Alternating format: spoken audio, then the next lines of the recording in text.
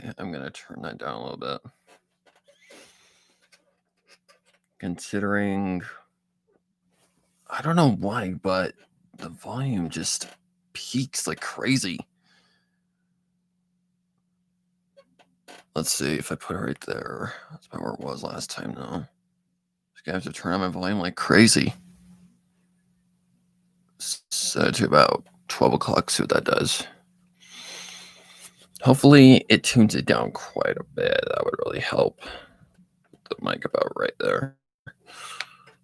Oh, that was gross. Okay. All right, we got 2 viewers, so we are live, so that's good.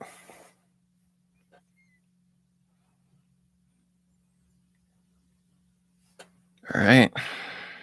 I think the volume should be fine. It shouldn't be loud. I've got the freaking mic volume set to like 12 o'clock on my audio interface, so it shouldn't be loud. Listening through the last one, yeah, it was loud. It got to like very high levels. I'm looking at the little sound indicator on the bottom, and it's going pretty high. I don't understand. Hey, Midnight Moon. Please forgive me if my voice sounds terrible. There's something in the air that's just killing my voice. And it's not me. It's just whatever's in the air. It's just not good for your lungs. I was trying to figure out what the hell the sound issue is.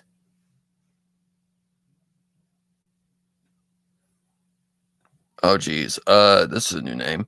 Hello, Haney? Sorry if I got your name incorrect. But let's see. I apologize if I'm too loud. It's just I'm still figuring out this mic. I've got it set to about 12 o'clock, so it shouldn't be loud. Like if I were to go into Audacity right now, it should not be loud. Ow. And if I have to turn it down manually in like YouTube Studio, I don't know. Hello, Muhammad Al Nuridin. Jesus Christ, these names. Let me see.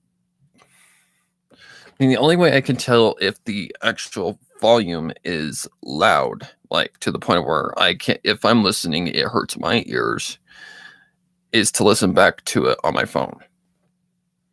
Hello, Bees Mellis and MLP Harmony. MLP Harmony Rock. Harmony Rocks. Okay. Right here to talk about whatever, honestly. Just to kind of, just talk as an audience to, the creator. Hannah, you can say it if it's too hard. Okay, so it's it's my nickname. So Hannah. So is it Haney or Hanny? Okay. Yeah, so we're here just to talk because you guys, like the audience to the creator. We could talk about anything. Second. So it's Hanny. Wow, that's interesting. Then that's a different kind of thing going on. But God, what are my thoughts on Pony Life? I love it. It's fun, harmless stuff. I have not seen the God, what episode are we on? We're on like I want to say we're on like 13. But I haven't seen the newest episodes that have been released yet. We're probably going to get to reacting to that maybe later today when Mark gets off work, if he's working. Or if his PC wants to cooperate because cooperate, I don't care. Because he's been having PC troubles lately. I think it's one of his drives going out. That's never fun. That's what happened to me back in 2016-ish. Okay. Well, my thoughts on Pony Life are basically it's fun. It's just harmless stuff, and yeah, I enjoy it. It has G4 vibes to it. I really enjoy it. Simple as that. That's how I kind of put almost every episode. I think there's only been one episode that's really had a very, like, how do I put this?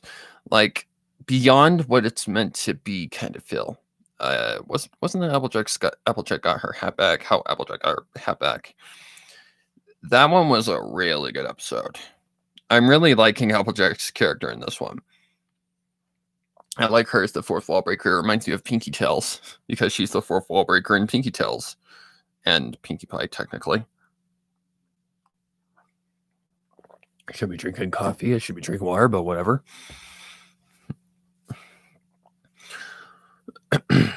How did I find?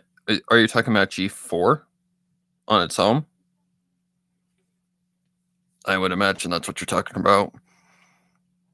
Well, since we're going to be talking about Brony stories, well, I didn't even know the show existed, to be honest with you. I actually was introduced to it by a friend. I knew what My Little Pony was, but I did not know that there was an actual show. I had no idea. So basically, I was in a Facebook group back in like 2015-ish, and someone said, have you seen the new episode of MLP? And I was like, what the hell is MLP? So she told me it's like My Little Pony. I'm like, there's a show? And she suggested, God, that came out half-assed. And she suggested that I watch it. Well, I'm all for new things. But she said something about Rainbow Dash, that she was her favorite character. So I decided to look up Rainbow Dash, and there wasn't really much on her, honestly. Yeah, there wasn't much on it. I looked at the Wikipedias and everything. There wasn't really anything on her. So I came across an episode where she's mentioned, which was The Last Treasure of Griffinstone. Not a good place to start, because I saw Twilight with wings in that one. So when I watched the beginning of the show and see she doesn't have wings, like, where'd her wings go? So I decided to just, well, first of all, I watched Markiplier's playthrough of the SCP Containment Breach, My Little Pony modification version, and I was laughing because, well, I didn't even know who the characters were, like Rainbow Factory Dash, Pinkie Pie Cupcakes, Muffins, Derpy, I guess. And yeah, that was basically how I was introduced to it. But someone just told me, you just need to watch the show. So I did. And, well, I actually really enjoyed it. I mean, the first two episodes weren't the best, if I'm being honest. But for a pilot, it was damn good. Like, it catches you right off jump. So get you interested, and that's what a pilot's supposed to do. It's supposed to catch the audience and make you go, hey, you want to watch more of this? But I think the thing that kept me watching it was I wanted to see how Twilight got wings. So it took me a while to like memorize all the characters' names to be able to tell who is who and all that stuff. So that was my first task, was to learn the characters. So it took me a while, but the most easy one to remember was Rainbow Dash because of her mane, duh. But it was a blast to just binge watch the episodes. And I didn't know it yet, but I was watching, I was enjoying it. I was a brownie for sure. But it was the season 4 finale that sold it for me. It was just the one that I'm like, screw it, I'm done, because this is, this is like, Dragon Ball Z vibes being brought into MLP, a kid's show. And that's basically it. From there forward, I just continued watching the show and loved it. So yeah, I was introduced to it by a friend. Another person introduced me to Equestria Girls. I'm like, what the fuck is that? Like I played the app at the time and I'd seen this. I'm like, what the hell is this? Like, I'd seen them as the humans and they look like aliens. I'm like, what the hell? But someone said, watch it. Don't judge it by its look. And I'm like, okay. So I watch it and I like it. Equestria Girls wasn't bad by any means. I really like Sunset's character. She's like the Starlight Glimmer of EQG, in my opinion. Like, she's the character that has the most character growth over the entire span that it ran. Like, Starlight is one of my favorite FIM characters because of just how far she came. She went from being communist to basically the runner of the school. I mean, she grew. She's definitely the character that got the most character growth and was definitely the most developed. And they did it correctly.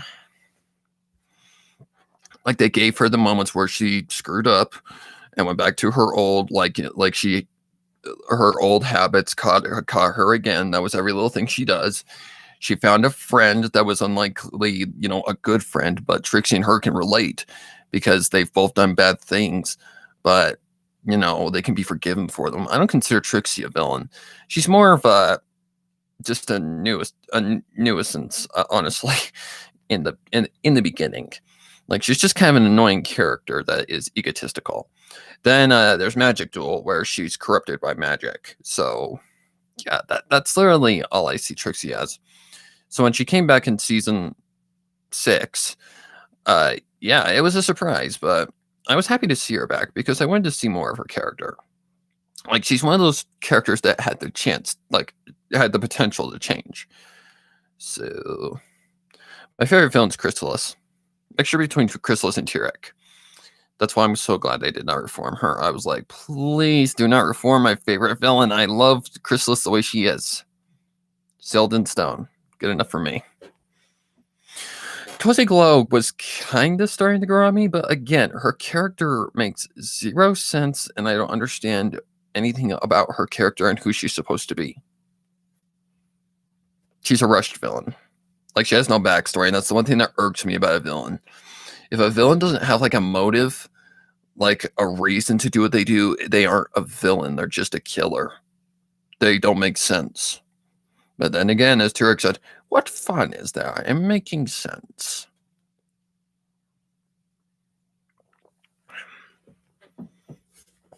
So, off jump, I found MLP just like a harmless, show. A harmless, fun show that kills about 20 minutes of your time.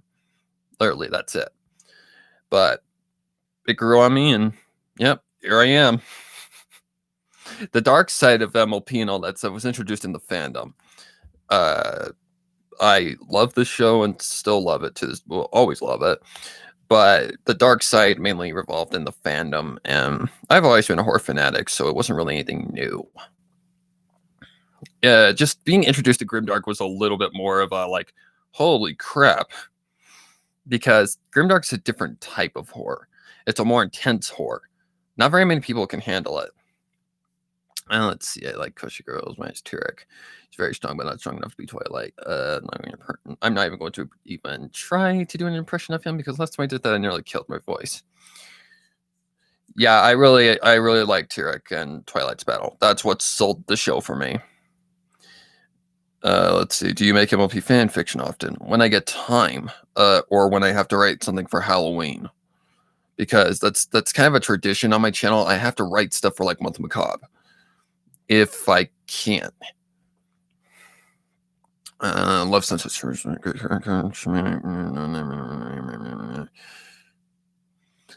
Why was a child sent to exile in stone? Did you not see what she did in the season finale? Well, both season finales, technically. She literally tried to take all the magic from Equestria in season 8, and then in season 9, she basically tried to destroy all of Harmony, along with Chrysalis and Tyrek. So that's enough to get sealed in stone for me. And I agree, she had no reason to do what she did. Yeah, she just came into the show completely as a, what do they call that? Like a scapegoat? No, that's when someone covers up something for you. She just came in as a random character, honestly. She just came in as a random character in oh god, the one where the CMC wanted to be students at the school. Yeah, it was rushed, very rushed. Season 8 wasn't one of the better seasons. Hello, Blue. Wait a minute. Oh, I know who that is. That's one of my artists for the Halloween special. Hello. Blue Woo, I think is your name. We just call you Blue for short. Do I have a film fiction account? Yes, I've had it for 4 years. Don't even bitch about the camera. It's just my default camera. So, yeah. And what matters is I'm just talking. So there's no big deal about that. But the hell was that? I don't know. I really don't care. But yeah, I understand that, but that's all I can afford. So like it or hate it, I don't care. It's better than nothing. Just take it that way. That's what I was always told, or what I was always taught. Go with what you have, and don't bitch about it.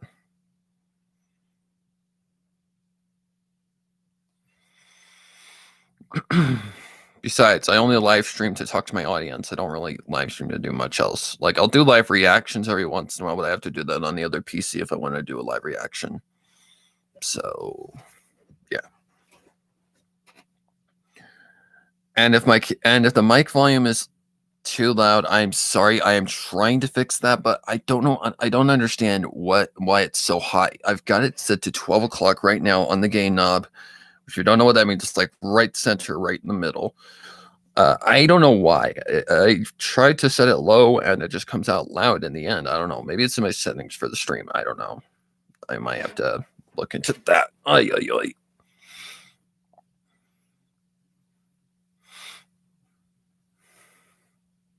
So, yeah. But Cozy Glow, yeah, she's a weird villain. Like, I think it's just in the case of the character she's based off of, Darla Dimple. Which, if you don't know what Darla Dimple is, it's like a adult inside of a kid's body. I feel like that's what Cozy Glow is supposed to be. So that's the only thing I can come up with. But again, she has no motive, and it doesn't make any lick of sense. Like, how the fuck do you get a whole, like, how do you become pen pals with a bad guy in Tartarus when the door is locked? Seriously, how's that possible? There's one thing that makes no sense, and she's not a unicorn, so she doesn't have a horn to send it. That's the one thing that pisses me off so much about Chrysalis, Cozy Glow's character. Like, where are the motives for Chrysalis? Chrysalis, I think the influence comes from, or not the influence, like the motive comes from influence from, like, you know, the queen before her or her mother. That's kind of going Disney fanatic vibes with that from Daughter of Discord.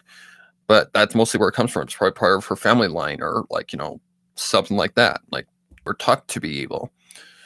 Then there's of course, Turek, who has the motive to do the things he does because he just likes the magic. He craves the magic.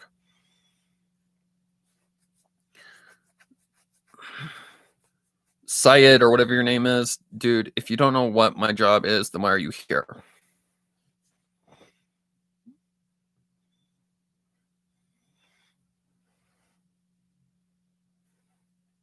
It's right in my about stuff. Go click on it and you'll know exactly what I do. What is Cozy Glow's ambition? I don't know. I honestly don't know. I think it's a lazy attempt by Hasbro to make a freaking, I don't know, a villain for season 8. Because season, hang on, let me think about that for a second. I get the seasons mixed up. Season 8 was the school, yeah. So there really wasn't a villain for season 8, honestly. So they had to throw something in there. Let's see. I know I missed some comments. I'm giving G5 a chance. I'm not going to judge it just because it's a different generation. It's the same thing like with Pony Life.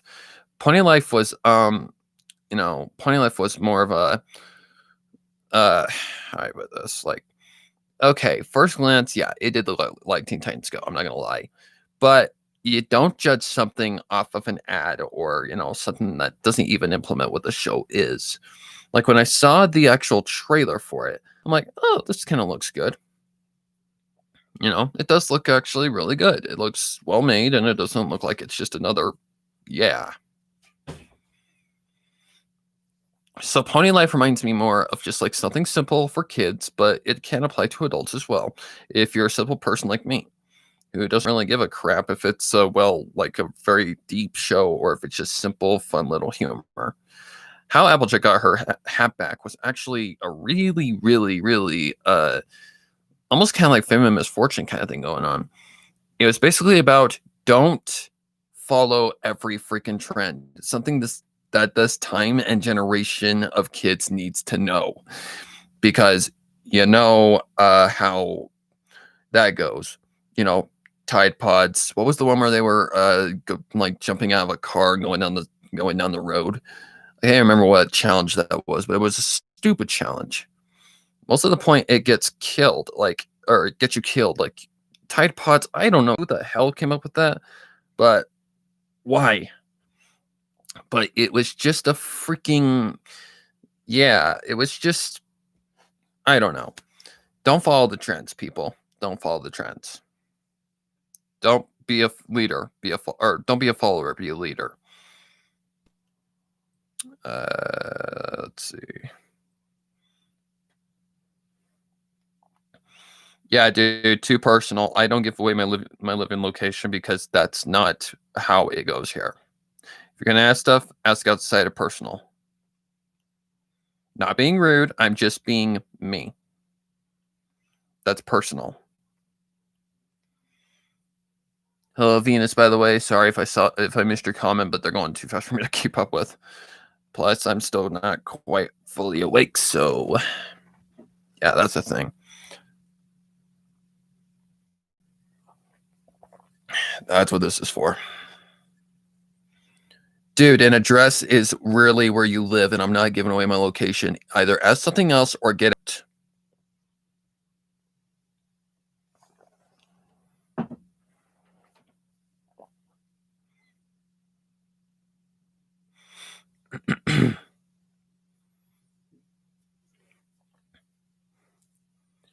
And if this is over what I said the other day to that one YouTuber, yeah, get out. Or not YouTuber, but commenter. What I meant to say.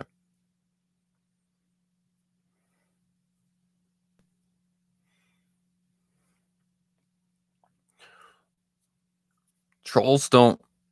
If you're trying to be a troll, then get out. That's fucking really, really stupid. If you don't have anything better to do with your life than be a troll, you are fucking pathetic. Your comments don't bug me. So keep trying. I can just delete them and move on with my life. While you yourself need to get a fucking life. There you go. From the man himself. It's not where I lived. Time zones are confusing. You probably live. Yeah, think about that for a second. Let's see.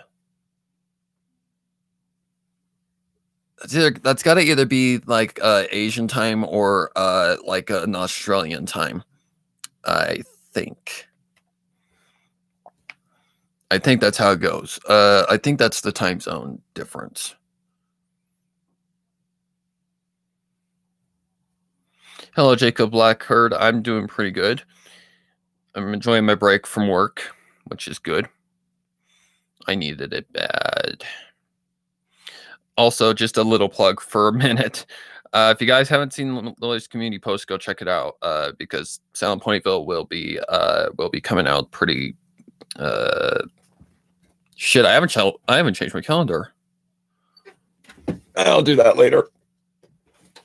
Let me just see. That would be. Is that this Saturday? Ooh, that was a lot. Excuse me. 6, 7, 8, 9. Yep. Over this Saturday. So if you're on the Silent Ponyville reading interest, then yeah, if you want to check it out, go to the community post and make sure to set your reminder. And please, if you're want to be notified, subscribe to the channel and hit the bell. I cannot stress enough how the bell is important right now.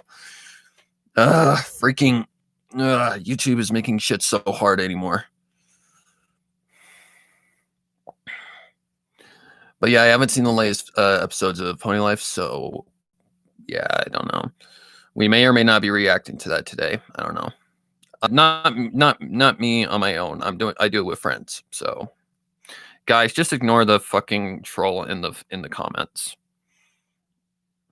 Just ignore Mr. Syed or whatever the fuck his name is. Best thing you can do play DBZ Dokkan Battle. No, but back in the day, I used to play. God, which one was that? Tenkaichi Tag Team, which was a PSP game. That's fine if you're not a fan of Pony Life. It's not for everyone. I even stated that in my analysis video, where I basically say Pony Life is more for the simple kind of people who just like a good laugh out of some jokes every once in a while. Literally.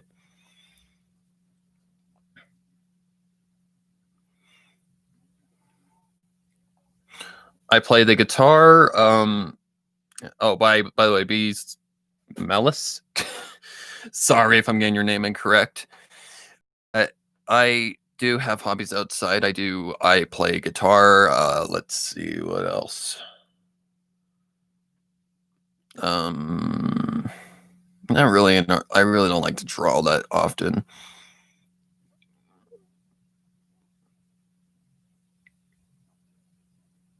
Sorry, my brain's like half awake right now, so just bear with me. Oh yeah, and I like to play like card games like Magic the Gathering or Yu-Gi-Oh with my friends. I get my butt kicked most of the time. Like the most recent Commander deck that I have, that's all my friends play is Commander as far as MTG goes.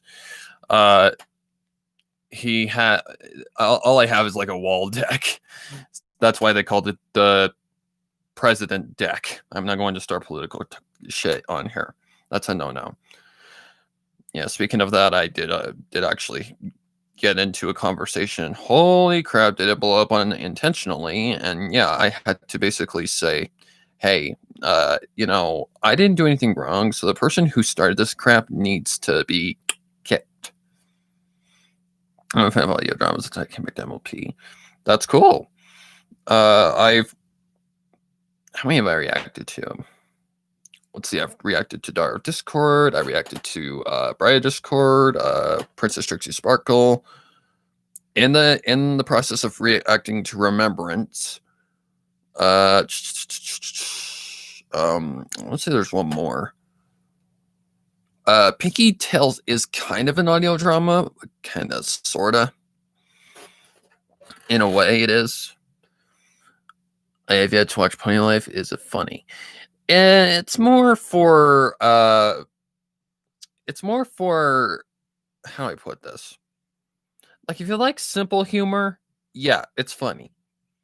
Like, there's some actual legitimately funny scenes, but I hate to say it, but the character that I dislike the most is Fluttershy.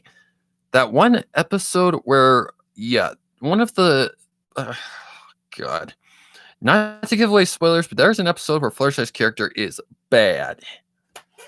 She is nothing like the character in FIM. She is totally different. This technically isn't a spoiler.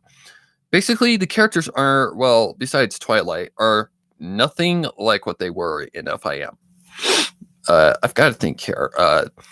Okay, so we don't really know much about Twilight, other than that she's more competitive than usual, but she's still the nerd. Rainbow Dash is competitive, but not as egotistical. Pinkie Pie is like Sakura, kind of, sorta. And she's more laid back than she is, ecstatic. But she can get ecstatic when she wants to. Fluttershy is a lot more Pinkie Pie in this one, and a lot more weird. Like, she's got this random ability to grow to huge sizes and shrink. Yeah, that's literally it. Who am I missing? Applejack's the fourth wall breaker, and she's honestly the most funny character. Like, she'll just look at the camera and like go, yeah, I would have done this, I would have done that. She just looks at the camera and goes like that. I'm missing one. Who am I missing? Let's see, Rainbow Dash.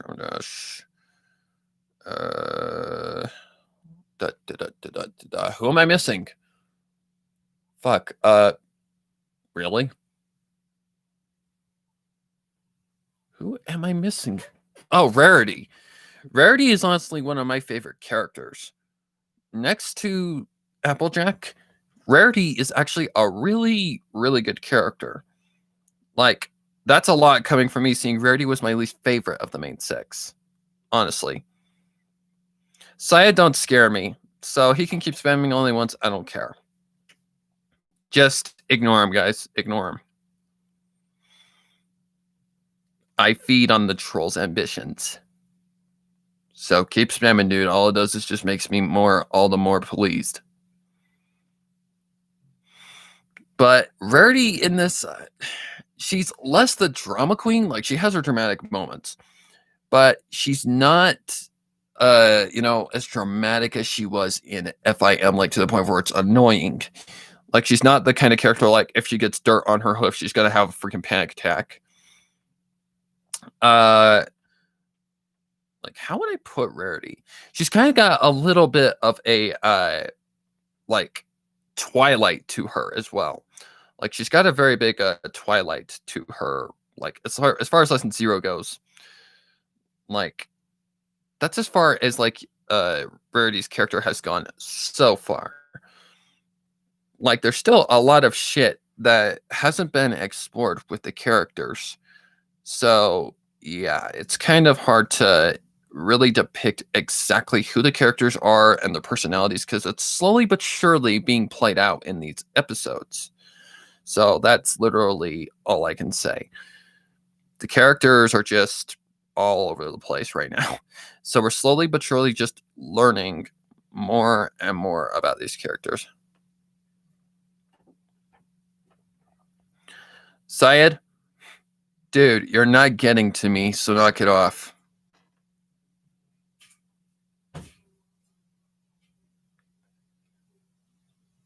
Go fap your dick. I don't give a fuck.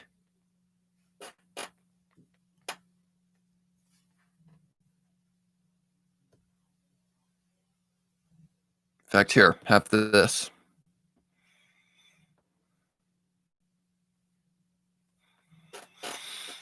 There. Now he's taken care of. I know it's hidden, YouTube. I know very well that it's hidden. Thank you.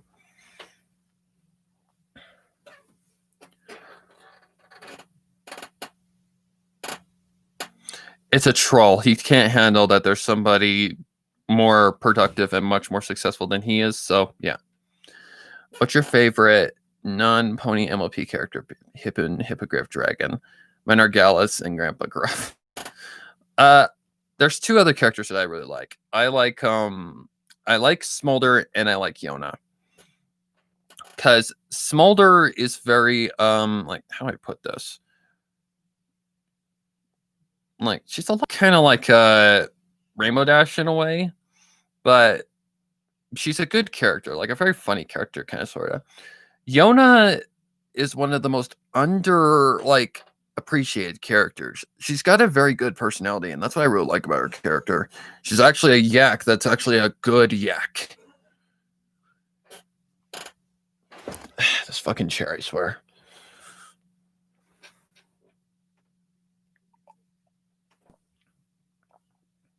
So, there you go.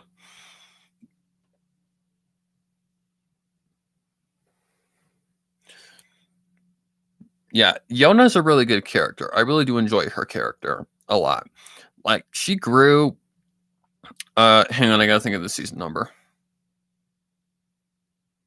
That was 9, right? Yeah, that was 9. Season 9, Yona's character really grew. Like, she became more of the more supportive characters and ones that are basically like more like hey guy, like she's the one who's like the Spike of like, the main 6, like the one who is not afraid to get, to say, hey guys, we need to stop and think about what's really important here. She's the one who has like the level head. I don't know. I feed off trolls to stupidity. Like changeling speed of love. But yeah, guys, if a troll comes into the comments, just ignore him. That's the best thing you can do for a troll. I don't know why I've been getting so many lately, because I told a commenter off, but I didn't do anything like of, bad nature. I didn't swear at them. I didn't, say, trust me, I could have been a humongous dick if I wanted to be, but I didn't. I didn't say anything negative to them. I just told them, hey, this is my comment section. You're not plugging your shit in my comment section, okay? Period. I really like the idea of demons and angels in MLP. There wasn't really ever demons and angels in FIM, but I guess you could technically say that Sunset Shimmer was a demon, because she even says it herself, I turned into a raging she demon. And the angel is kind of more what came out in friendship games. Like, she honestly turns into, like, she went from like demon to angel when she gets like all powerful, all like, powered up or ponied up, if we're keeping up to the puns of the show. Ugh. As Lot said, you stupid horse puns. I really like the, okay, Lyra. What about Lyra? Yeah, stupid autocorrect. Some YouTubers don't want to be big. Don't want to be big. Me, I'm not a big YouTuber. I have 5,000. I didn't even check the number this morning. 5,641, I think. See, this is how often I really am wary of like my YouTube count. Well, my subscriber count. But it's like 5,000 something. Actually, I do got my dashboard open.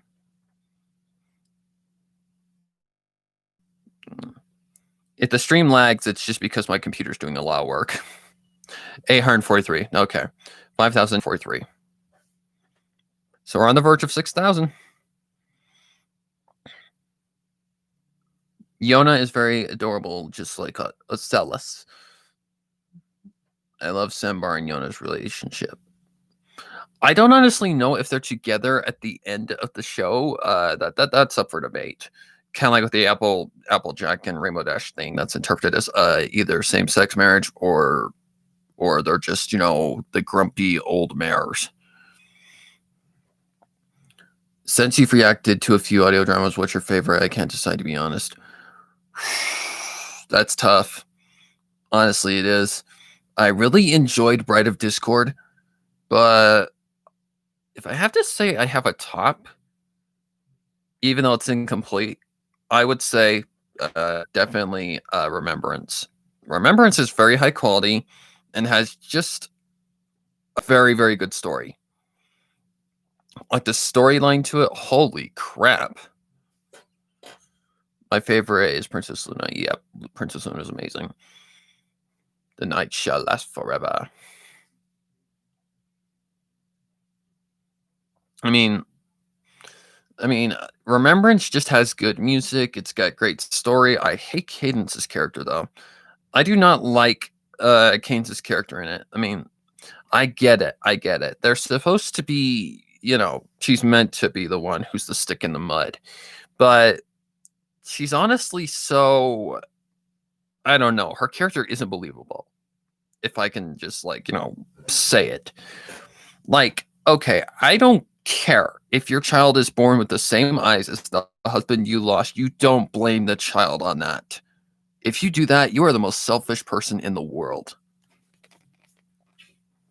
Like, when I heard that, I'm like, oh my god, are you kidding me right now? Ugh, god. Yeah, Cadence's character is definitely the most, low for me. The highest is I think the highest has got to be Flurry. Because Flurry Heart has a very, very, how do I put this? Flurry has a very, like, you don't know her character all that well. I have a feeling the finale is going to play into her character, and she's going to get her cutie mark as a result. Because she doesn't have her cutie mark, something's going to happen. Something's going to give. I can guarantee that. I don't know about this thing with Twilight bringing her friends back from the dead. Holy crap. Yeah. But it's going to end with, what was it, like the two-part ending is what Ashley said. I like Daughter of Discord. Daughter of Discord was great. Don't get me wrong. But Beauty and the Beast, well, that's what it's based off of. But Bride of Discord just had a better, I don't know how to put it, but it just had something better. Like, Daughter of Discord was great. Don't get me wrong. But I just feel Bride of Discord was a little better. Honestly, I do. I don't know why, but it just was better. Maybe I'm just the sucker for like the romance like trope. Maybe. Do you know the Rose of Live comic? Nope. Surprised I don't actually. All of them, but all of the I like them all, but my favorite are Pinkie Pie and Sunset Shimmer. I'm guessing that's UQG. Probably why I've never heard of it. Because they get a lot of like an almost shipping moments and oh god. Uh-oh. Sunset's backstage pass. We need to go to the bank. All right.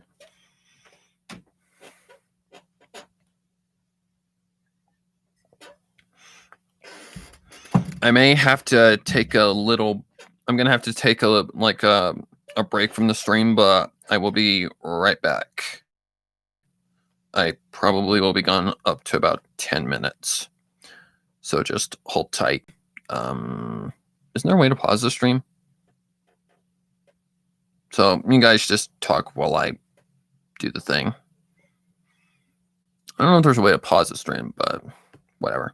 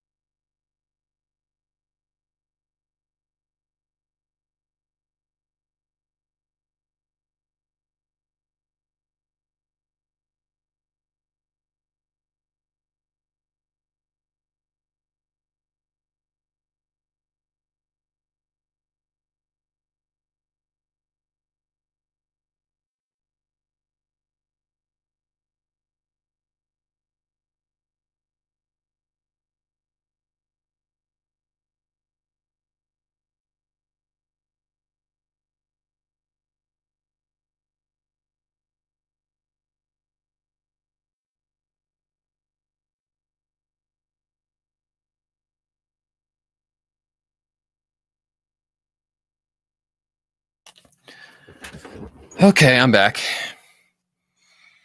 I need to scroll up a little bit, apparently. Thank you, Haney, or Hanny, sorry.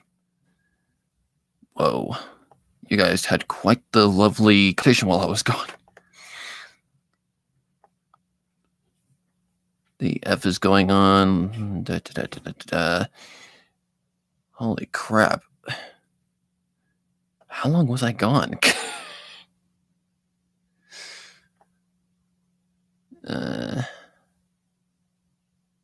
Okay, there we are. That's where I was.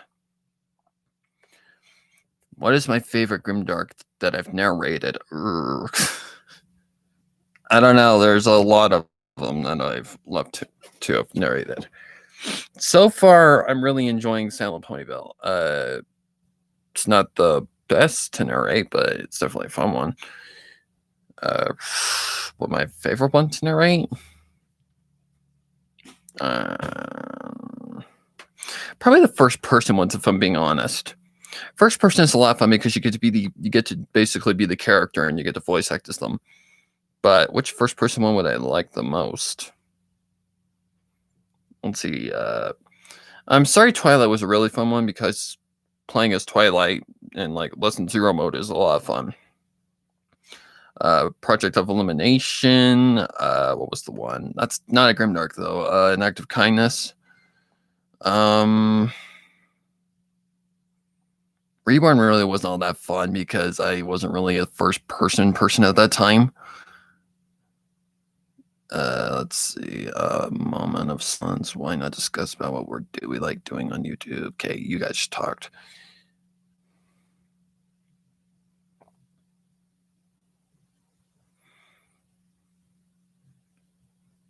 Okay, I'm just looking. Just looking into the comments real quick to see. Okay, so you guys just basically talked. Okay, that's fine. Sorry, but I had to go do some stuff real quick.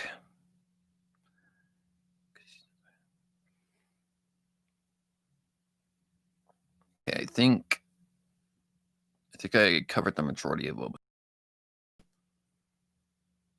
Holy shit. Yeah, welcome back. I'll give a hint. I'll be tricky. It starts with a B. Have you seen Scribbler's new video about new Grimdark stories? I'm really excited for them. Right. Oh, you mean the audition video? Yeah, I plan to audition for it, but there's something I'm a little unsure about that I don't know what to. I don't know how to implement it. I'm just gonna go with my best take on it and see what happens. The Apple Sleep experiment was good, but there's a few things that I didn't like about it, but whatever. I won't be a hater. I enjoyed it. Definitely that ending is fucked up, but I don't know. It kind of seemed like it was trying a little too hard, if you ask me. I'm like the friendship test was a mixture of Saw and Would You Rather. That one was done very well because, yeah, it is what it is. It's done very well. But the one thing that I didn't like about it was that the deaths were very, very predictable. It was also kind of a good aspect to it because of the fact that you knew it was going to happen, and you knew it gave you that assumption, or it gave you like that feeling like they're done, they're finished. And if that's like your favorite character, well, they're done.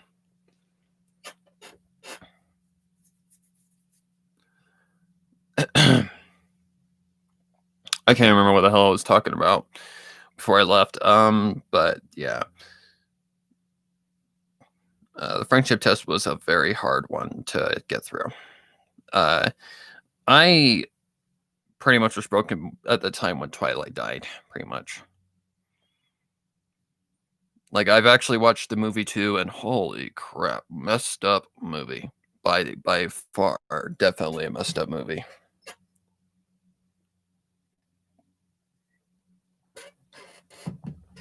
Oh yeah, I was talking about Cadence's character in Remembrance. Yeah, Cadence's character irks me a lot because she just seems so overly selfish. Like it shouldn't. She should not be this selfish. I get it. Death's a hard thing to get through, but get your fucking head out of your ass and pay attention to what matters. Don't ignore your daughter just because she has the same eyes as him. When that line came, I'm like, you have got to be kidding me. Seriously? Like, I wanted to contact Ashley there and say, really? But no, I won't hate on the creator. That's basically what those people on 4chan did to Big Jim and all them when they leaked the season finale. Well, series end, pretty much. My favorite Grimdark story is Horror Dawn. Horror Dawn was good. It's basically a pornified version of The Strangers. And if you've never seen that movie, it's definitely good. It's disturbing. It makes you have Disturbia big time, like Home Invasion. Holy crap. Because the story or the movie is actually based off of the Manson murders back in the 1970s or something like that. Helter Skelter, if you're not aware.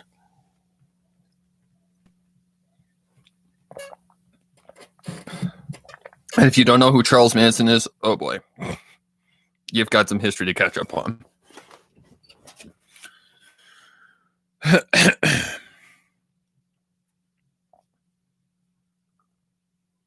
Let's see.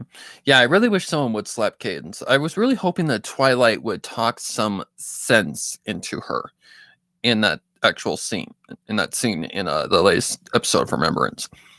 Because Cadence needs a real good slap in the face. She does. She needs to really get off her high horse and really work on, what's important, what matters.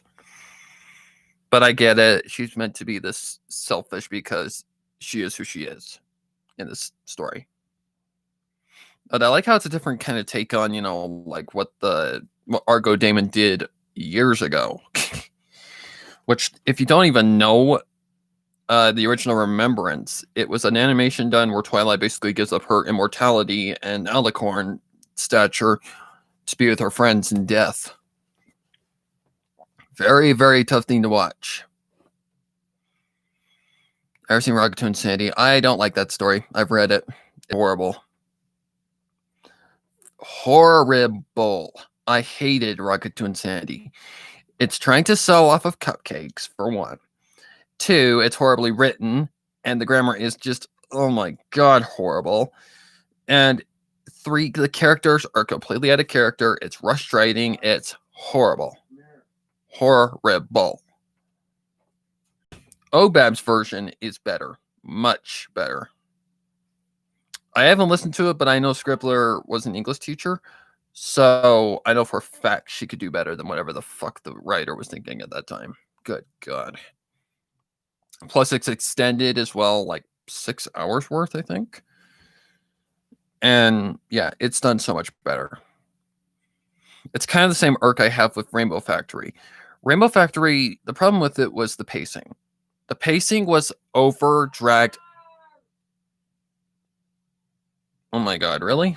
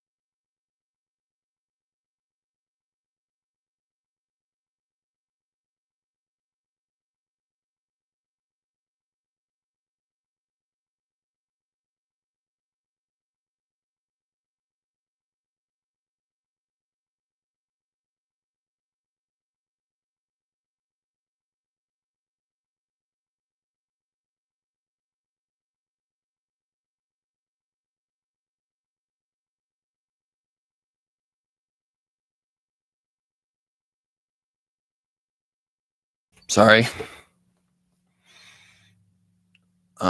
Okay, let me make sure everything's fine.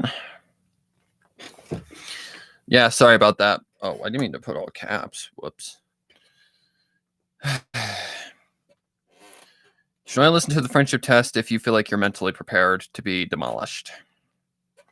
Like if you like the main six, hate to tell you, but it's not a happy story. Just like with every Grimdark. Even though the majority of the old Grimdarks are rushed as fucking hell. Oh yeah, I was talking about Rainbow Factory. I hate it. Well, I don't hate it. It's just the Rainbow Factory was so dragged out. It could have been summed up so much more faster than it was. I get it. The writer's trying to be very specific and very, clever with the writing, but that's the problem with it. It's so freaking dragged out that it gets boring. Very boring. Like, the pacing of this was just so, like, oh my god, are we there yet? Like, you don't even get to, like, the Rainbow Factory until about 20 to 30 minutes in. Like, holy crap. It's a 5,000 word story no, not 5,000. It's a 9,000 plus word story when it could have easily been wrapped up in 5,000. Yeah, most of the old Grimdarks were terrible. If I'm being honest, they were terrible. Like, okay, at the tops, Cupcakes. This one was written well. There was a few little grammar mistakes there, here and there, but it was trying too hard to be dark and, disturbing. But it's where it all started, honestly.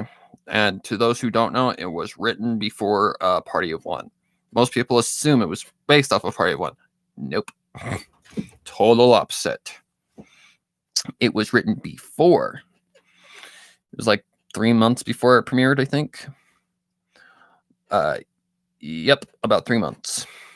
So, yeah, my biggest irk with Rainbow Factory is the fucking pacing. It just goes and goes and goes and goes. Like, oh my god, we're not even at the factory yet. We're like 20 minutes in. Jesus Christ. I mean, when I was reading it, I'm like, oh my god, are we to the factory by now? I mean, seriously, this is ridiculous.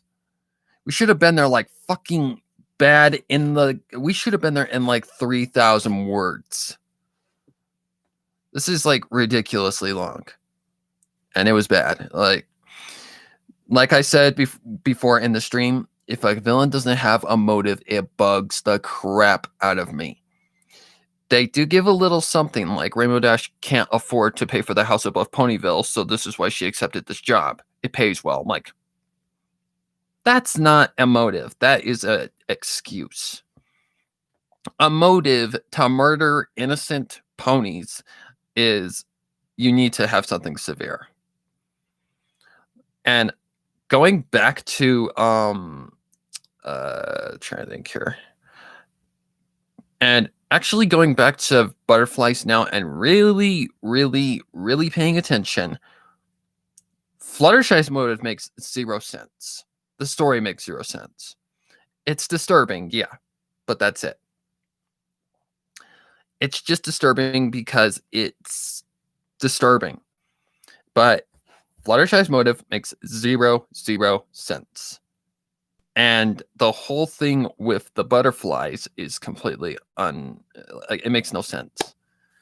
Butterflies can lay eggs. I did find this out. Butterflies can lay eggs. But here's the problem. When they hatch, they're either going to go 2 directions, out the bum hole or up into the stomach where the acid is, and they're going to die from the stomach acid. Because larvae can't do what butterflies can. Butterflies are, hang on, I gotta think, consumers. They are consumers. So they will, break through what they need to break through in order to get out. But larvae don't. They're just babies. So they're going to have to go one of 2 ways, out the bum hole or up into the stomach where they'll die for the stomach acid killing them. It makes 0 sense. So what happens to Rainbow Dash and Butterflies can't happen. Period. So yeah, that's what irks me about those stories. Like, and they got overshined by so many good stories. Another one, Loomis Rarity. Okay, Rarity's motive, it can be believable. It can. It can make sense.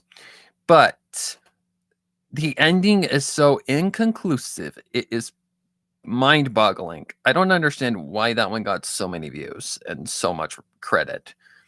Because it was based off of cupcakes. Pinkamena is in this one. Everything's sold from cupcakes, minus Rainbow Factory. Rainbow Factory was its own thing. But Rocket to Insanity, Silent Ponyville even.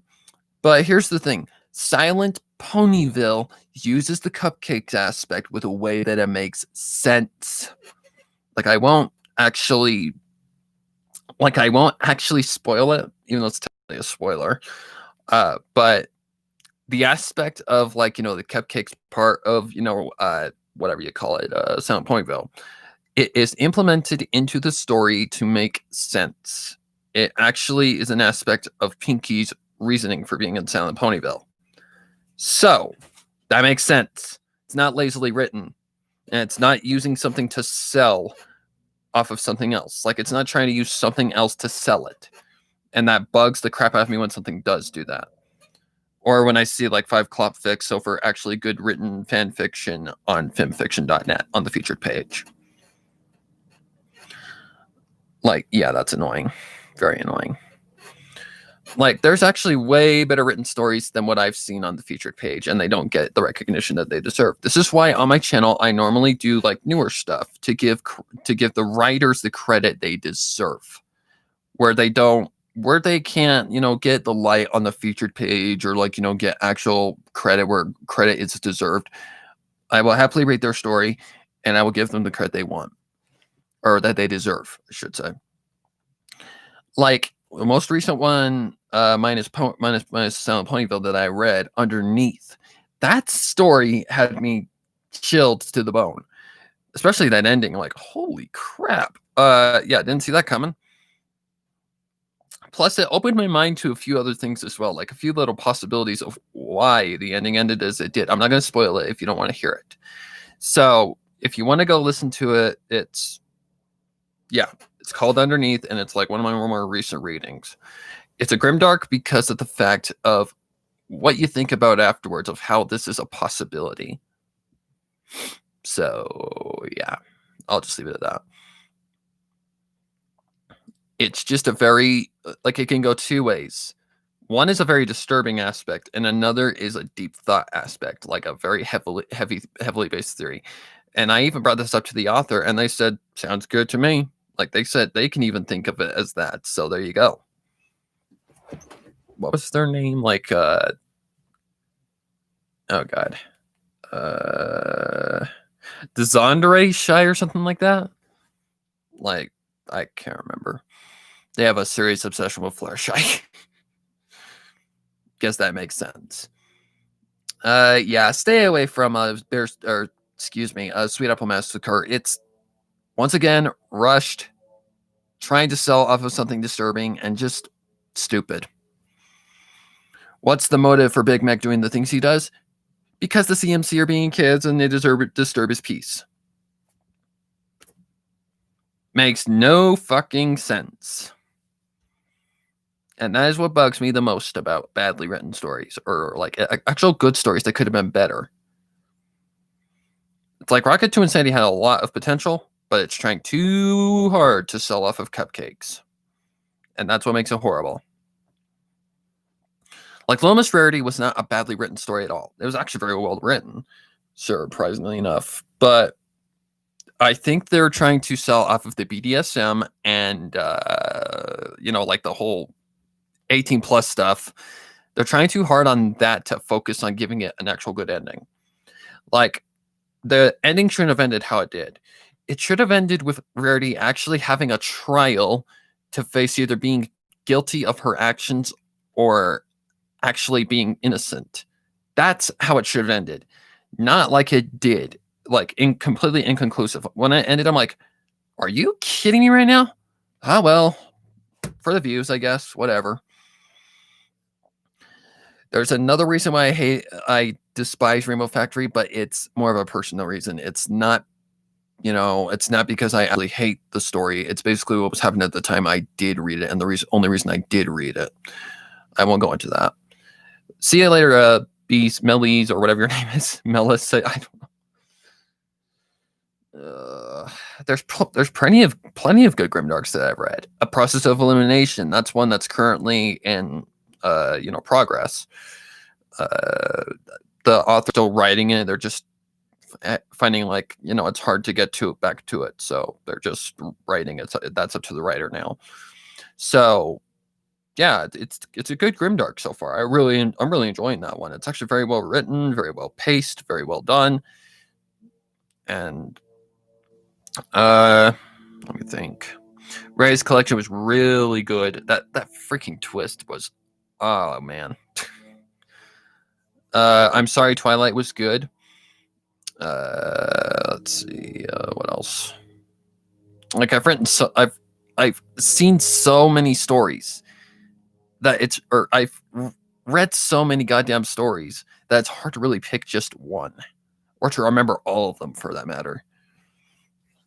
Like the first one I actually read was Bittersweet Apple Acres. That's something I wrote, and I wrote it to prove that shock horror sells over anything else.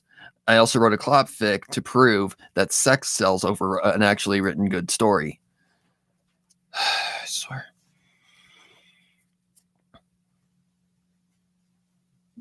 I'm being driven to see it if it's bad. I think I heard it a while ago, but I forgot about it. I don't recommend Loomis Rarity to people that are young. It's more of an 18+ story. Like it's not like it doesn't heavily influence all the sexual stuff, but it still hints at it. And this is stuff that kids of that age should not be reading. But whatever. If you come across it and you read it, there's nothing I can do.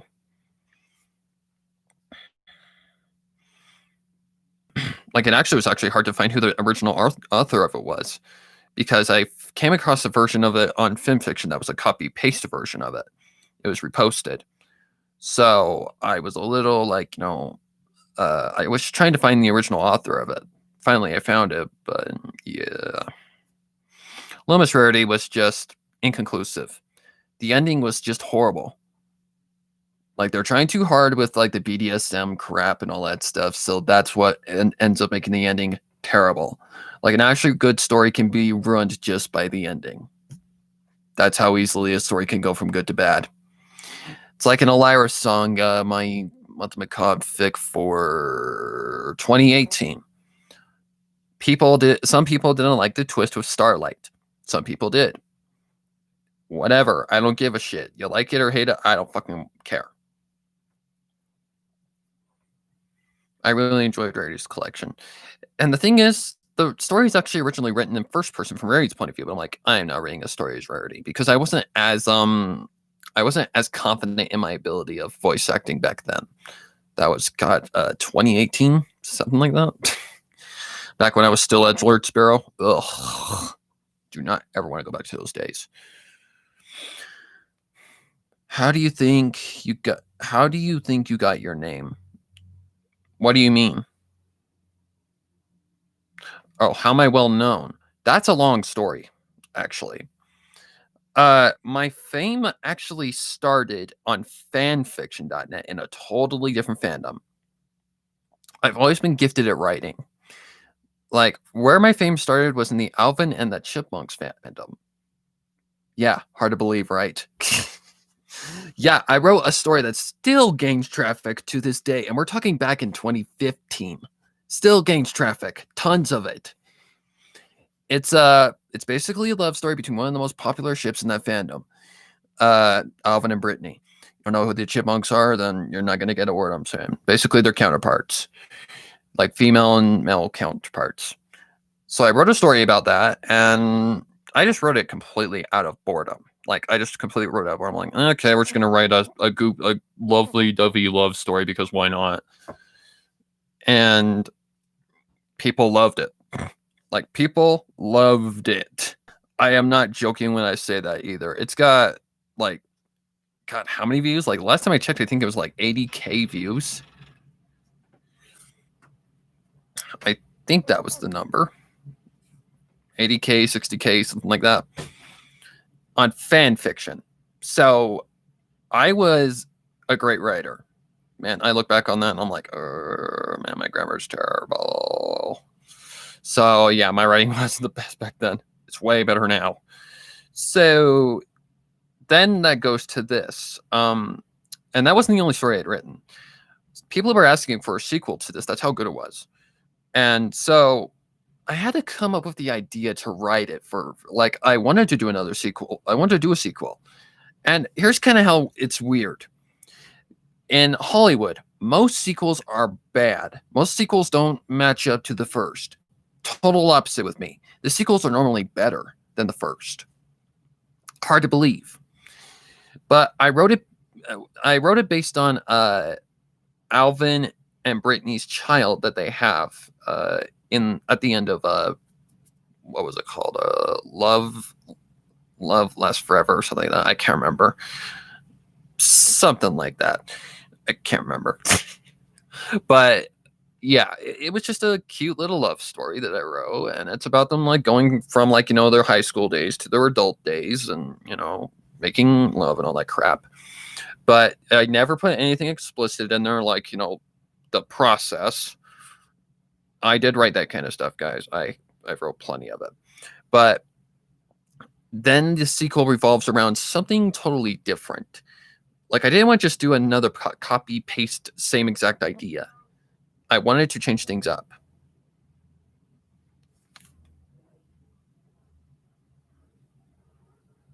Jesus Christ, sounds like a war zone here. But yeah, I wanted to really make it different. So I did. I got the idea actually from an experience when I was at school waiting for the bus. I was just sitting there, and all of a sudden, I just get this scent. My grandfather had recently passed away, and he always had a very, very distinct smell to him. I know that sounds bad, right? But no. It's like a mixture of coffee and garlic. So I was just sitting there, and all of a sudden, like I could smell it. And I'm like, that's my grandpa. I can smell him. I know that's him. For a fact, I knew that was him. And it smelled just like him.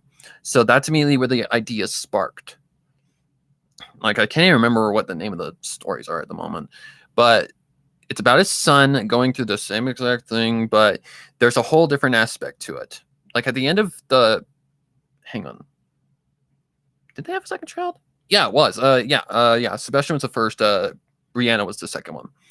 So the second one is more where Sebastian's part takes place. And at the beginning, his sister, Brianna, who is just like a toddler, dies in her sleep unexpectedly. Like, that's how the story starts out.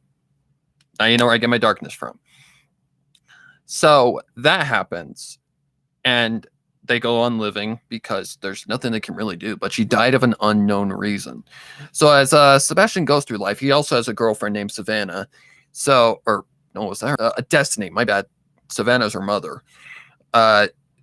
Destiny goes and Sebastian go through a lot of crap throughout their life. Like, there's one where a boyfriend like shows up that like an abusive ex and threatens to like rape her right in this, like, and beat her up, and he basically says no and beats the living shit out of him. This just continues to go, and what's happening is basically what's her name? Brianna is protecting her brother, but he doesn't know this until the end of the story. Like, she's there as a guardian angel, and it goes on. They have like their ups and downs, inside outs, and then at the end of the story, when they have their child, like at the end of the first one, Sebastian actually touches his sister and feels like a spark, like almost like a spark, like a connection. Well, this is very, very, very important because it applies to the story. So when they have their child, Belle, was that her name? Yeah, Belle. When Sebastian and Destiny have their I gotta think for a minute. Was it their first child? Yep, first child. Has their first child. To keep it straight, one night when Brianna's still pregnant and Sebastian isn't in the bed with her, not doing what you think they're doing, but God, that dog, I swear. But basically, what happens is Kyle gets in and manages to basically get into a position where he's going to kill her and the baby. Like, yeah. Now you guys can see the darkness, where the dark part of me comes from. So, basically, they get stopped by their guardian angels, which Destiny also has lost a loved one, her father. They're there, like Brianna and her are there as guardian angels, like protecting them from their their kids, like whatever. And Kyle gets pushed off the bed and out a window and falls to his death. Then afterwards, when they actually have the child, Brianna visits Sebastian and tells him like, the truth, why he got so goddamn lucky in life. We told Roxy, shut up, can you open the door? Sorry. But basically what happens is she tells him that, the reason she died, she was given two options. She was either to let her brother die or for her to die and protect him. So she was given two options, either either Sebastian would die or she could be his guardian angel and she would die. So she chose to be his guardian angel. And goes throughout the story. And then when Sebastian has his daughter, Belle, basically, hang on, I gotta think here. Oh, he touches Destiny. Here's where that spark comes into play. He touches his daughter Belle, and the spark ignites into her. So basically, she's protected by Brianna now. And that's how it ends. People ask me to write another sequel. I'm like, but there's not much left to really bring to the story. So no, I'm not going to write a sequel. But it was definitely like my start. And keep in mind, this is only like step one. So, okay, there's that. But, okay, a group recognized that was popular in that fandom, actually recognized my writing potential. And they decided to put me on their team as a writer. Well, okay, this is where I would learn how to basically become aware of how to spot bad people. Well, kind of. But I joined the group, and, well, it was a good idea. It was a good decision by me and a bad decision because it cost me a lot of grief, and it caused me to learn things as well. Like, I actually got to talk to one of the original executive producers of Alvin and the Chipmunks back in the 80s. His name was Tom Watkins. I actually got to talk and ask him a question. But I learned a lot just listening to him about how, if it only takes one thing to happen for you to go from, like, well, he was a grease monkey to a star. Like, he also talked about, how he got there, how, you can be a good person, bad person, yada, yada, yada. So I learned a lot from that call, like that view, technically. And I only wrote one thing for them, and it was for Halloween. What do you know? Total coincidence, actually. So I just wrote a fun little, short. It was just a short little fun thing. Like, Alvin's basically causing mischief among his siblings. So they decide to get revenge on him, and they give him revenge very big. But twist ending, the monster that they thought they were, pretending to be, turns out to be a real monster that just goes after their candy. That's it. So it was just a fun little script. But after a while, it just got unbearable, like very unbearable. Like, I was getting blamed for things that I wasn't even doing because I was a newbie. Me and another executive producer did not get along. And if you want to basically know how it worked, they played favorites. So if an executive producer did something bad, the people that were on the lower end got blamed. So yeah. So basically one day when the executive producer, they knew that we did not like each other, she left on her own behalf, and then I get blamed for her leaving. I'm like, okay, fuck you guys, I'm out. And I left a message. I had 3 people backing me up on it too. 3 people that I probably, if I messaged them today, they'd still talk to me. It was one of the lower end people, one of the people that was friends with the leader. The leader was a fucking moron. Then it was Kyle, Jenna, and crap, I can't remember. I can't remember who, but there was another one that I was really good friends with in the group that basically took the executive producer side, and I'm like, really? And this was just causing me a lot of grief that I didn't need, and so I left and never looked back. I took what I had and I left. So after that, I fell into a depression, and this is when I found Friendship is Magic. So I had been watching the show at that time and was getting attached to it. Like, I'd started watching MLP. So I just continued to watch it, and I got really attached to it. And then I came into a fandom, was invited to a Facebook group, and felt like I was immediately welcomed. Something I'd never felt before. And I became good friends with, people I'm still friends with to this day. And yeah, but YouTube didn't come until like a year later. So I basically went like this. I just kind of explored what I wanted to be on YouTube, and YouTube was just for fun. At that point, I actually had started my YouTube channel. Let me rephrase that. I was just doing the guitar covers for fun, but that was it. That's all I was doing. I was just doing it for fun too. I wasn't even thinking it was going to go anywhere. But then I start getting into the pony fandom and start to like see these creators like doing all sorts of different stuff. So I decided to try reactions. Why not? So that happened, and on which one was it? Like Jurassic Park reenacted by ponies by, I can't remember the guy's name, Jacob Keats or something like that. That one went whoop. Because if you don't know how YouTube works, normally when something new comes out that's huge, you want to react to it immediately, because that you want to react to it when it's still a hot topic, because then you get a lot of views, because it's a popular topic and you're more likely to get recommended to, or mentioned in someone else's recommendations. So I had like 100 views in 5 minutes. Like, I left my room and I was just getting something to eat or something. I came back in, over 100 views, which was not good for me at the time because I only had like 11 subscribers. So I continued with the reactions for a while and just got more into the fandom.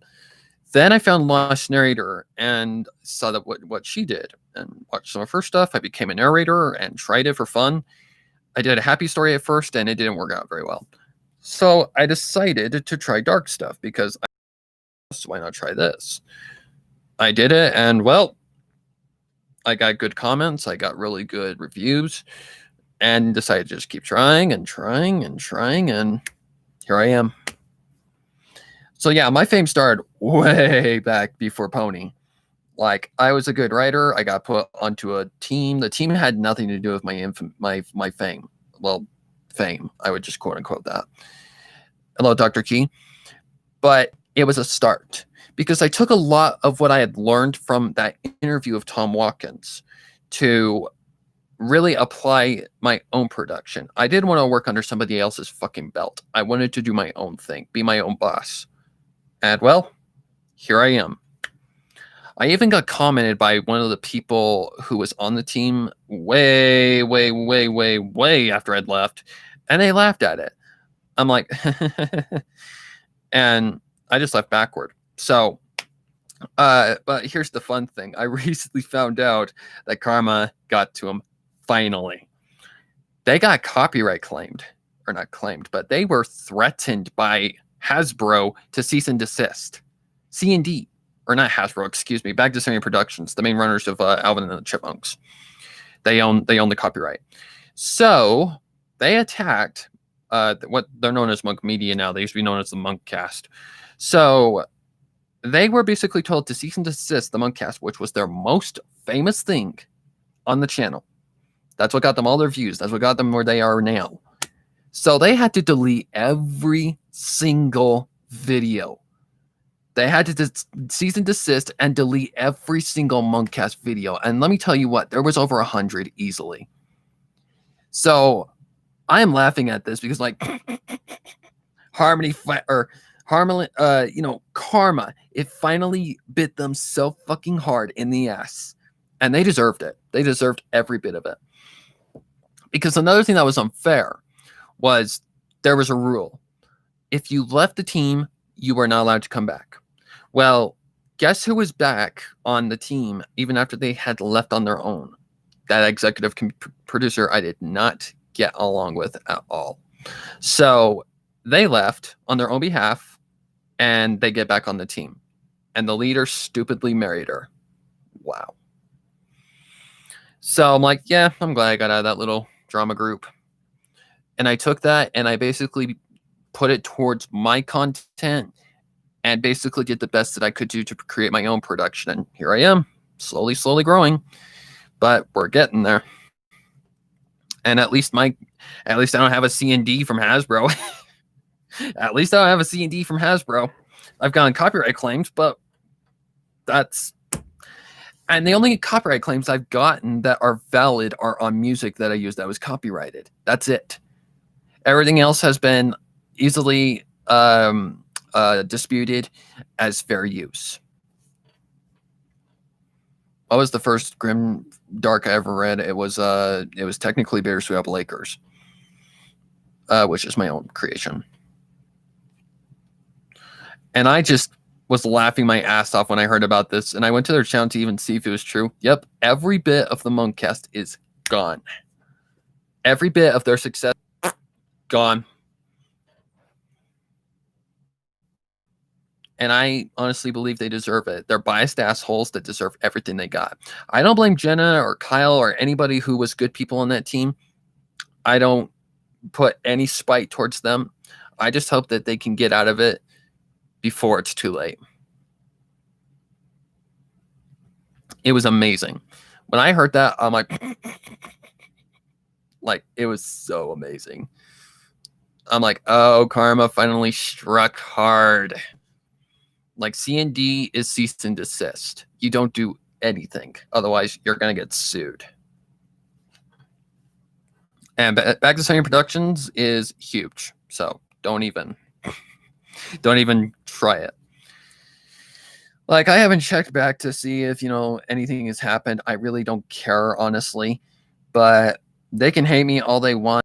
Apparently, there was a video posted where they said they wrongfully attacked someone on the team. Maybe me. I don't know. I really don't care. I'm running my own production now, so I don't really care. I don't need you.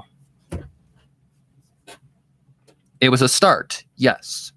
But I'm running my own production as my own creator and my own boss. Best thing I could have ever done. Because now I'm my own boss and I can take breaks whenever I want. I don't have to worry about other people's shit. I mean, sure, I ran into Dusky freaking Novel along the way, but hey, it was a learning experience, and look where I am now. That's how I look at it. But that is the story of how I got to this point, basically. I don't even consider myself famous, honestly. I don't want to be famous. I mean, sure, I'm famous in the pony fandom, but outside, nobody would even recognize me. Nobody. I mean, sure, I get troll comments every now and then. You saw it in the stream. There was a troll. I don't care. Trolls are trolls. Hate on me all you want. I don't care. My sister's dog is trying to play with my cat, but he doesn't want to play. Lol. Cool. But yeah, it's just... yeah. If you're ever going to commit to something, make sure you're ready before you even try it, because being a content creator comes with dealing with hate comments. It comes with all sorts of crap that just is, it's hard, but you get through it. Especially when you come across, people like, you know who, who was basically trying to push me off the internet, but I fought back. He met his match. But I'm done with that talk because I don't want to even reiterate on that shit. But the whole ordeal after that. Okay, first round, I knew I had him done. He tried to come back multiple times. The Pony Phantom doesn't work that way. But it was really unjarring when Forgotten Dreams posted his "I'm leaving the fandom" video when he really didn't, and was Dusky Novels like dick sucker, honestly. Yeah, when I saw what Scribbler had posted because basically Forgotten Dreams had said had basically taken like audio of her doing like lewd sound effects and had posted it as revenge, I guess. So she said, okay, if you're going to do that, I'm going to do this in return. And posted all of the evidence from the first round to the second round. Apparently, there was like there was someone who, probably Dusky, who was trying to impersonate my voice or trying to basically do my voice. And Scribbler's not stupid. She immediately knew it wasn't me. Like, he subscribed to my channel at like when I was at like 320 subscribers. And I think the whole ordeal was going down when I was at like 500, 600 subscribers, something like that. So, yeah. Fuck him. He can go to hell for all I give a shit. And his fuckboy can go to hell with him. I don't really care. I don't care anymore. The only aspect that came out of it was he just got me involved with names like Scribbler, Lost, and all them. Like, when I messaged Lost the first night just for the truth, I really thought she wouldn't respond. But she did, and, well, the rest is history. So, yeah, enough talk on that asshole. But, yeah, it's not easy getting to where it wasn't easy getting to where I am right now. I had to go through some bumps. I had to go through some pretty traumatic stuff. Almost lost my life. Yeah, it's a lot of work, especially now. Like back in 2016, I could release a video every day because I didn't really put much effort into it. I was doing it for fun, so I really didn't think I'd have to put much effort into it, if you get my drift. Basically, I didn't think I was even going to get anywhere. But once it became monetized and I was actually getting paid really good money to do this, I knew it was a job. It's a job.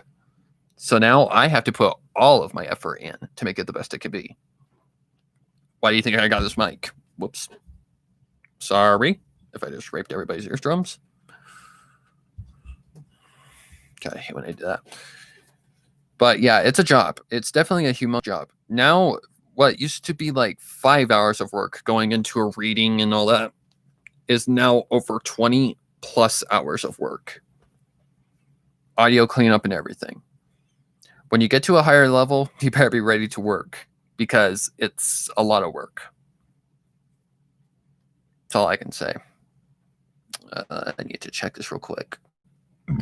If I lag a little bit, don't worry. It's just the computer.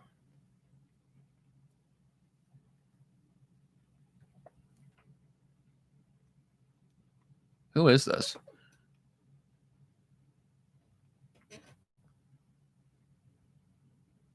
Discord, please. Swear. Oh, it's Hoaxes. Hey man, are you okay?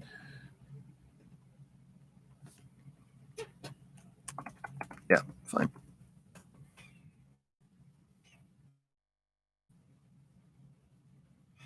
Okay. Apparently Vince doesn't know I'm streaming. And I appreciate every bit of your guys' support. I appreciate every bit of the donations and everything. Like I said, every bit of the donations go to this kind of stuff. Like, I think I'm at a good enough level right now to where I've got a good enough setup to where it sounds good enough, like, to be professional. But I will upgrade in the future again, probably. Maybe not with the mic, but maybe with something like a mixer. I don't know. Because the only thing that I seem to be getting with this mic is sometimes when I am recording, this is probably Audacity, is that the audio will clip out for like a split second and will make like a sound, and it will just have to be a re-record. It's annoying, but whatever. It comes with the job. YouTube is a job. If people don't believe that, then they really need to really get their heads checked. People that are like, quality YouTubers like PewDiePie and Markiplier, I don't know if they're monetized by YouTube. I don't think so. They've got like their own merchandise stores and all that shit. But do you seriously believe that their content is made in like 5 hours? No, it's not. If I could make good money from YouTube, I would definitely quit my current job. Thank you, Jacob Blackgird. Sorry if I pronounced your name wrong. It's just me. I mean, I can't get a job with my disability. I can't. I just can't. I don't have like teleportation. Teleportation. Yeah, I'm a unicorn. I don't have any form of transportation to a good job. I have a disability that puts me at risk. I am just not fit to work in a place. Plus, I don't like working under other people. I don't like being told what to do at their convenience. This, I can just do whatever I want, take a break whenever I want. Nobody is the boss except me. So I can do what I want to happily do and be happy with it. It's a lot of work, but hey, any job that is good quality stuff is a lot of fucking work. Especially if it's one-man job. And people like suggest, get a get like a editor or something like that. When you work on something for so long and you have a certain style to it, you sometimes don't want to even you don't want to really do that kind of crap. Because you're used to how to edit it and how it sounds. And if the person that edits it doesn't get it correct, it could easily impact your content. It's like I recently fiddled around with equalization, like the last 2 readings. It's fine, Jacob. Every penny counts. It doesn't matter. But basically, I'm trying to think here. Where was I going with that? Shit. Brain fart. Sorry. I can't remember what I was talking about. But yeah, YouTube's not an easy job. But yeah. Oh yeah, I was talking about the editor thing. Like, I've been fiddling around with equalization lately, which if you don't know what that means, that's basically your narration tone. Like your highs, your lows, your mids. And for the past, I think it's the last 2 readings, I applied that effect. Like a new narration tone effect, and I think it sounds really good. Like, it makes it sound a lot more professional and not as flat as it was originally. Like, a lot goes into the pre-editing or post-editing phase when you have to really up the tone. Because I record at 50% so that when I, shout, I don't kill everybody's eardrums. Or I don't peak. Because peaking causes distortion and clipping, which is not what you really want. It's bad. So, yeah, I have to basically be careful, and so I have to amplify it a lot. I have to, equalize the volume. I have to take out, the stuff that isn't needed there, and it's a lot of work. I mean, I don't know if people realize how much of a job YouTube is, especially when it comes to YouTube's bull crap that, like COPPA and all that crap. Which COPPA really isn't that big of a deal now. Just say your stuff correctly and you're gonna be fine. I even heard anybody like get a $40,000 fine over this because of, like, they're smart, they know what they're doing. So yeah, people who don't think that YouTube is a job really need to trade shoes for a few minutes, because YouTube is a job, a big one. It's turned from just a platform where you broadcast yourself into an actual platform where you get paid to make videos that are worth watching. If you were able to drive, do it, and do a second job, I would give you my support. I just can't drive because of my epilepsy. I mean, it's sad, yeah, but I don't really let it bug me all that much. I do need to get out more often, and I do need to get away more often. But when it's blazing hot outside or too blistering cold outside, and there's really nowhere to go, yeah, it's really tough to find that. Like, I try to join with my parents on Sundays for like NASCAR or something like that. But other than that, this is my job. This is my this is my workplace. And people think I'm over exaggerating when I say workplace, but it's work. If you get paid to do something, it's a job. That's the definition of a job. An occupation you get paid to do. Yeah. I do plan to do I do want to do more things with the channel, like maybe get some merchandise or something like that going. I don't know how that's going to work out. I don't know how long it's going to take. I don't know. Plus, there's not really anything that I think of that would really, be good for merchandising or anything like that. I don't know. But yeah, I'm just happy with what I'm doing now. I like to record stuff, and I like to give you guys entertainment. Honestly, I work to please my audience because you guys are the ones that make the channel work. I am not the one who makes the channel work. You guys do. If I didn't have the support, I wouldn't be doing what I'm doing, pretty much. I never imagined myself working as a content creator on YouTube. I basically started for fun, and well, here I am. And I still do guitar covers every now and then, but it's nowhere near as much as what I used to do. Because once I figured out what copyright was, yeah, that's a no-no. We're talking like over 4 years worth of like learning of what how YouTube works and what to do and what not to do on YouTube. Copyright bullshit is just the biggest, especially when you get a false claim. That is annoying. It's like I was reading on Twitter recently that Starry Flame got copyright claimed on on the new Has Been Hotel music video Addict. There was a company claiming that it was their music. I honestly couldn't find any copyright stuff on it. Honestly, I couldn't. I don't know if it is. I don't know if it's original or not. I don't know. I honestly don't. I'm just a guy that does stuff on YouTube. But I have been checking out Has Been lately, and it's actually really good. I really am impressed. I've just watched Addict and a comic dub of the original. Like the prequel to it. It's not for kids, I'll tell you that. Definitely not. It's good. I really do enjoy like the quality that has been put into it.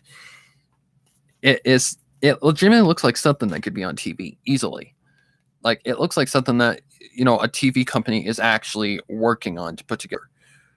3 years in the making. Yeah, definitely worth the time because it looks amazing. It's an adult cartoon, so if you're a minor, don't watch it. Don't. It doesn't mean I'm not leaving it. This doesn't mean I'm leaving My Little Pony. It doesn't. It's just something that I'm watching because I was curious. Because I'd seen all the hype of it on, Twitter and all that. And I'm like, okay, I'm finally going to figure out, why this is so much hype. So I can see why. It's very well done. It's a very well organized thing. It's very beautifully animated. It's kind of like the Lullaby for a Princess of the My Little Pony fandom. Like, Lullaby for a Princess was a 4-year project. And it only got, like, postponed like it did for so long because of the fact that the equipment they were using got destroyed. But yeah, it's definitely good. I heavily recommend people. Well, not everybody. If you're a child, no. Has Been Hotel is not for kids. Definitely not.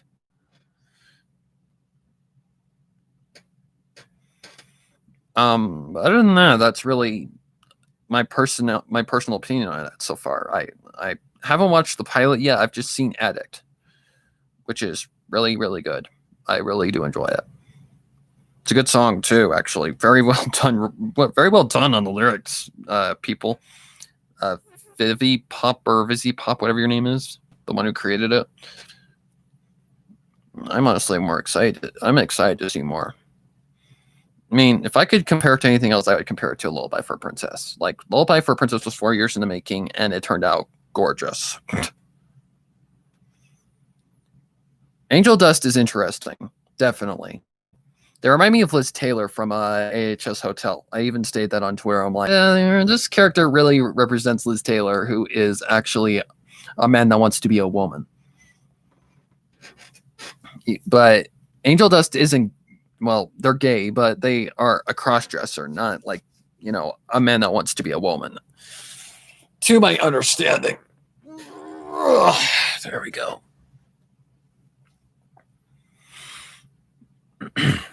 But as for pony stuff, like, I don't know. I need to actually check something.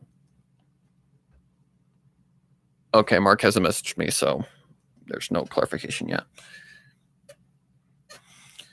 May or may not be reacting to the new Pony Life episodes today. But to those who don't like, Pony Life, I really, if you don't like it, you don't like it. Whatever, I don't care. I like it.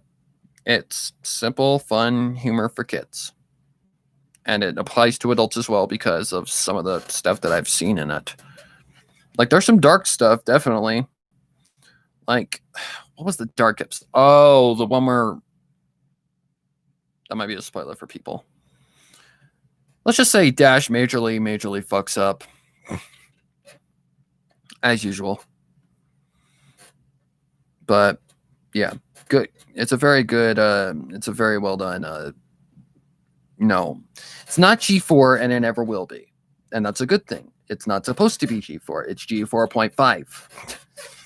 At least it's nothing like G3.5. Just be thankful for that. G3.5 was a nightmare.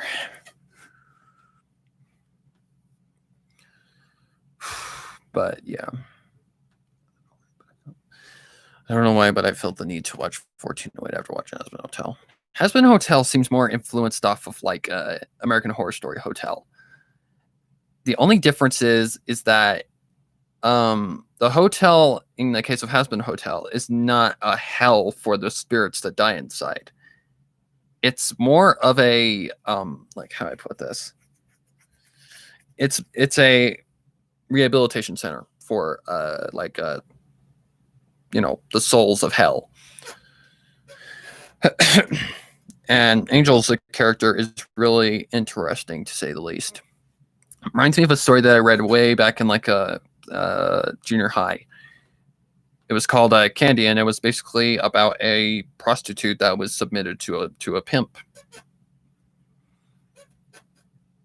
Her name was Candy, and it's a damn good story. It was a dark story for a fact, but definitely good. Really good. Like, I don't even know how I found it. I just found it in the library one day. I was just reading, and I'm like, it's pretty good, so let's read it. Do I have any project in the future? Yeah, I've got plenty of projects planned for the future, but right now, my biggest focus is two things. Month of Macabre, Silent Ponyville. Silent Ponyville is halfway complete. It's got we're halfway through. I've got chapters 1, 2, and 3 done, and all that's left is 4, 5, and 6. But I'm on break right now, just taking my time to get back to who I need to be. And yeah, that's basically it. Also, just so people don't get confused, I normally delete these streams right after we're done, just because I don't want to keep them up on the channel. I don't know why, but I just don't. I don't really think they're important per se, unlike like an editing stream where people can learn something, or like a fun stream like a gaming stream on like Cards Against Equestria or something like that. Cards Against Equestria, by the way, is still down. Cards Against Humanity isn't. So I don't know, but I normally don't have time for those anymore unless it's like a special occasion like my birthday or maybe a holiday. I don't know. But I do have stuff planned for the future. I always do. I try to anyway.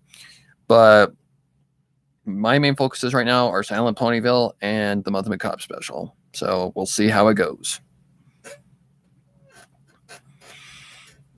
Also, to clear something up, the artists and voice actors have been chosen for the Month of Macabre special. I was going to do a confirmation video, but seeing everybody already is in the server and knows who they are, I am just going to leave it. I got closed on both of the videos as well, so it's no big deal. Hopefully everything goes smoothly, and we'll see how it works. I mean, we're still missing a lot of the pieces, but I told them the deadline, and, well, we'll see how it goes. Hopefully smoothly. But I do plan to try out for Scribbler's Halloween special, but, well, Month of Macabre, I should say. But I'm just unsure about one thing, and that's a certain type of line. I don't know what I'm supposed to interpret, and I honestly don't. So, I don't know. We'll see. Okay, so I think I'm going to call the stream here, but thank you guys for joining and just chatting with me, dealing with the trolls, yada, yada, yada. My voice is getting tired. I need more coffee. So I'm just going to leave it there and call it a day. So thank you for joining in, and I hope to see you guys soon. Take care of yourselves. Oh my God. Take care of yourselves. Stay safe, stay isolated, and happy horse until the next time.